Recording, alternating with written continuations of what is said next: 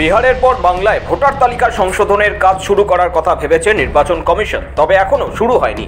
তার আগেই মূলত দুটি ছবি ধরা পড়ছে।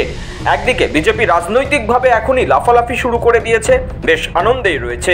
কারো কারো অতি উৎসাহী ভাব এমনই যে ভোটার তালিকায় সংশোধন হলেই বিজেপি ভোটে জিতে যাবে। সেই তালিকায় জলজল করছে বিরোধী দলনেতা শুভেন্দু অধিকারীর নাম, তিনি সবচেয়ে বেশি উচ্ছ্বসিত। আর উল্টো দিকে এসআইআর নিয়ে উদ্বিগ্ন তৃণমূল। মমতা বন্দ্যোপাধ্যায় বুথ লেভেল অফিসারদের উদ্দেশ্যে পরিষ্কারভাবে বলেছেন একজন ভোটারের নামও যেন বাদ না যায়। শুধু তা নয়, জেলা শাসকদেরও তিনি সাফ জানিয়েছেন ভোটার তালিকা থেকে কারো নাম বাদ যাচ্ছে কিনা 5-6 বার যাচাই করে দেখতে হবে। আপনারা বিএলও যেসব লিস্ট করেছেন, বিএলওদের কাছে আমার অনুরোধ থাকবে ভোটার লিস্ট থেকে কারো নাম যেন বাদ না যায় সেটা দেখার। মনে রাখবেন, ইলেকশন কমিশন তার নোটিফিকেশন যখন হবে ডেট অফ ইলেকশন, তখন থেকে এটা ইলেকশন কমিশনের আন্ডারে যায়। তার আগে স্টেট গভর্নমেন্ট, আবার ইলেকশনের পরেও স্টেট গভর্নমেন্ট। সুতরাং এটা মনে রাখবেন, আপনারা চাকরি করেন স্টেট গভর্নমেন্টের, কোনো মানুষকে অযথা হ্যারাস করবেন না। তাৎপর্যপূর্ণ বিষয় হলো ভোটার তালিকায় নিবিড় সংশোধন একটি স্বাভাবিক প্রক্রিয়া। তা নিয়ে কেন শাসক বিরোধী তরজা? আসলে বর্তমানে বুথ স্তরের সংগঠন দুর্বল বিজেপির। আসলে গত বিধানসভা ও লোকসভা ভোটের নিরিখে বাংলায় বিজেপির 38% ভোটার রয়েছে, অথচ অন্তত 50%-এর বেশি তথা 40,000-এরও বেশি বুথে বিজেপির সংগঠন নেই বললেই চলে। শুভেন্দু অধিকারী, শ্রমিক ভট্টাচার্যরা মনে করেন ভোটার লিস্টে মৃত বা ভুয়ো ভোটারদের যে নাম রয়েছে সেই ভোট দিনের শেষে তৃণমূলই ফেলে দেয়। কেন্দ্রীয় বাহিনী মোতায়েন করেও তা রোখা যায় না। সুতরাং ভোটার লিস্ট থেকে যদি মৃত ভোটার, ভুয়ো ভোটার, বাংলাদেশি অনুপ্রবেশকারী বা স্থায়ী পরিযায়ী শ্রমিকদের নাম যদি বাদ যায়, তবে ভোটে এই ভুয়ো ভোট ফেলার খেলা বন্ধ হয়ে যাবে। মমতা বন্দ্যোপাধ্যায় বলছেন না কারো নাম কাটা যাবে না। হ্যাঁ মমতা ব্যানার্জি, শুনে রাখুন, নাম কাটা যাবে কাদের, কাটা যাওয়া উচিত কাদের? রোহিঙ্গা অনুপ্রবেশকারী, বাংলাদেশি মুসলমান অনুপ্রবেশকারী, ডবল এন্ট্রি ভোটার, মৃত ভোটার এবং তার সাথে সাথে আপনার আইপ্যাক নাট্য কোম্পানি এবং আপনার যে ফেক ভোটার আপনি তৈরি করে রেখেছেন, অস্তিত্বহীন ভোটার, তাদের নাম। বাংলাদেশি জিহাদি, রোহিঙ্গা, মৃত ভোটার, এক ভোটারের নাম 4 জায়গায় তুলে ধরা এবং তা নিয়ে আন্দোলন যে মৃত ভোটারদের নাম রাখতে হবে। মারা গেছে তা বলে কি মানুষ নয়? তাদেরও নাম ভোটার লিস্টে রাখতে হবে। যেভাবে একটা সাংবিধানিক সংস্থাকে প্রতিনিয়ত তৃণমূল আক্রমণ করে চলেছে শুধুমাত্র নিজেদের একটা ফলস ন্যারেটিভ সেট করবার জন্য, তৃণমূল কংগ্রেসের কারণে আজকে সারা ভারতবর্ষে যেখানে যেখানে বাঙালি পরিযায়ী শ্রমিক আছেন, সে হিন্দুই হোক আর মুসলমানই হোক, বহু নারী পুরুষ তাদের পুত্র কন্যাকে নিয়ে আজকে একটা অনিশ্চিত ভবিষ্যতের দিকে এগিয়ে যাচ্ছে। লোকসভা ভোট অনুযায়ী তৃণমূল ও বিজেপির ভোটের ফারাক ছিল 7.3%। পশ্চিমবঙ্গে বর্তমানে মোট ভোটার 7,63,96,165।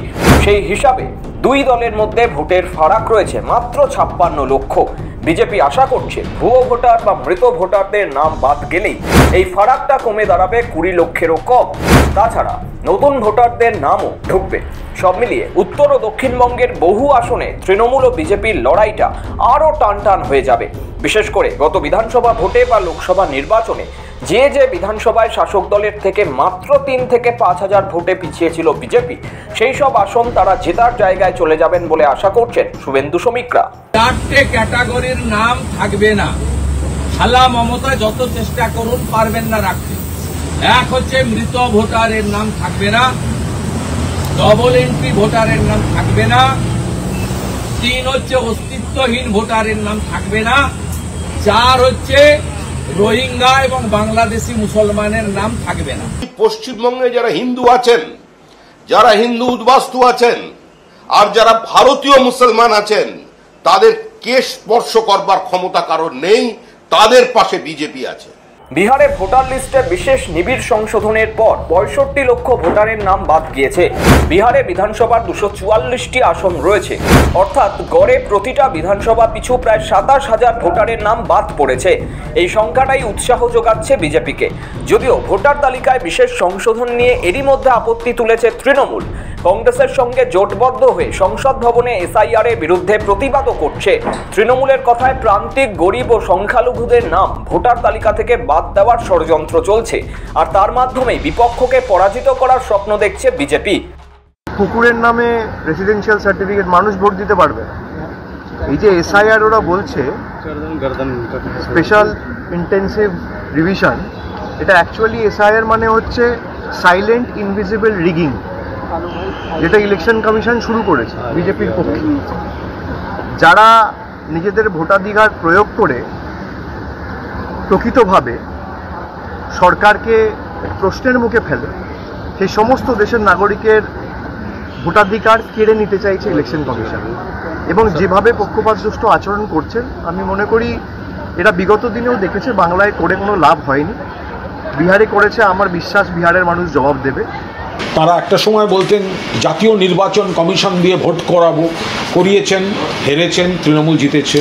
একবার বললেন কেন্দ্রীয় বাহিনী দিয়ে ভোট করিয়েছেন, হেরেছেন, তৃণমূল জিতেছে। এবার নির্বাচন কমিশনকে ম্যানিপুলেট করে ভোটার লিস্টের একটা কেলেঙ্কারির অভিযোগ আসছে। তো সেই জায়গায় প্রতিবাদ হয়েছে, সেই জায়গায় সতর্কতার কথা বলা হয়েছে। তৃণমূলের উদ্বেগ, বাংলাদেশ সীমান্তবর্তী জেলার বহু মানুষের নাম ভোটার তালিকা থেকে বাদ দেওয়ার চেষ্টা হতে পারে। তাছাড়া সরকারি হিসাবে বাংলার 22 লক্ষ পরিযায়ী শ্রমিক ভিন রাজ্যে কাজ করে। ভোটার তালিকা সংশোধনের সময় তাদের পাওয়া না গেলে তালিকা থেকে তাদের নাম বাদ দেওয়া হতে পারে।